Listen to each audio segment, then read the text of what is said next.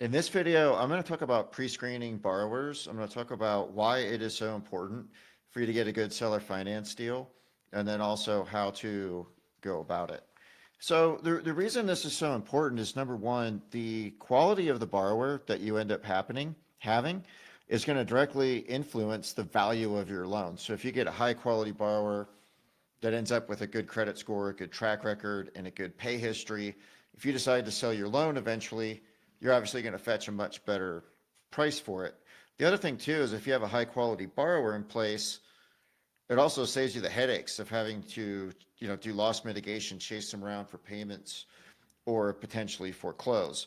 But the other big reason is for compliance, right? So when we create a seller finance loan, we want to make sure that it's Dodd-Frank compliant. The borrower is going to have the ability to repay. They're not going to have any red flags in their credit history that's going to end up ultimately disqualifying them.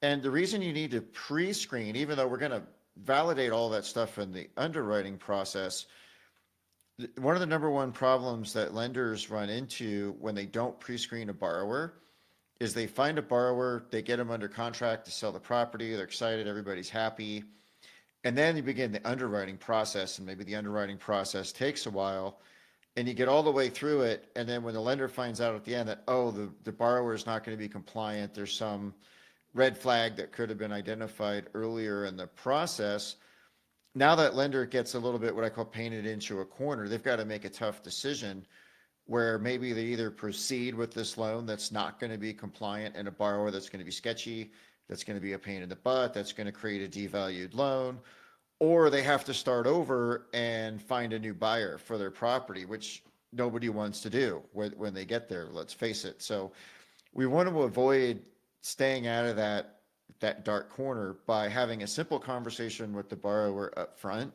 that's really going to give us 95% of the time, it's actually going to let us know up front whether this borrower is ultimately going to qualify or not. So some of the things you want to talk about in that short conversation with the borrower is, number one, ask them, have you been current on all of your rent or mortgage payments in the past year?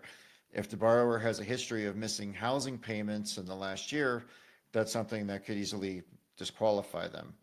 The other thing you're going to want to ask them is, have they had any recent, or they have any active or recent bankruptcies or foreclosures? That's one of the big things that can just disqualify borrowers, and there's not a lot we can do about it. So we want to have that conversation up front.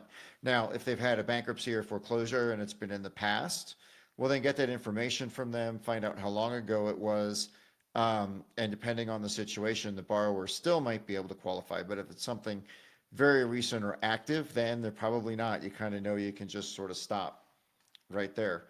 And then you also want to talk to them about how they earn income. So do they have income that can be verified? Can they produce tax returns, bank statements, W-2s, pay stubs, that kind of thing, depending on whether they're self-employed or W-2 employees.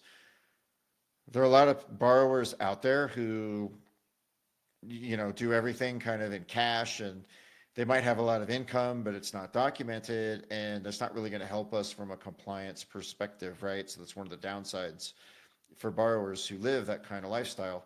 So you want to ask them how they earn income, and then get an idea of what the relative income is, so you can compare that to the proposed cost of your PITI on your new loan to get an idea of what their front end ratio is going to be.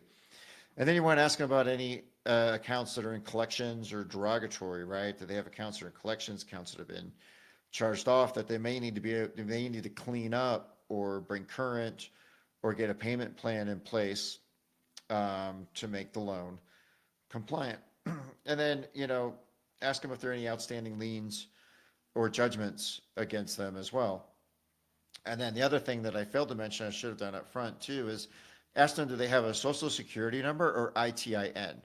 So we need a social security or an ITIN to be able to pull credit on the borrower. And so if we don't have one of those two, then we don't have the ability to pull credit, and we don't have the ability to do the process and show that the loan will be compliant. If it's a borrower that, just has like a green card number, that's not sufficient to pull credit. So again, have that quick conversation with your borrower up front to get an idea if they're going to be able to qualify. And that'll help you as you're talking also to, different potential buyers of the property. Sometimes you have more than one. That can help you differentiate who you want to be most aggressive with and working with, and you can avoid getting into that ugly decision where you put the property under contract and then you find out later the loan's going to not be compliant. Then you got to make that choice between proceeding with a non-compliant loan and putting yourself at risk, or starting all over in the process, which no one wants to do.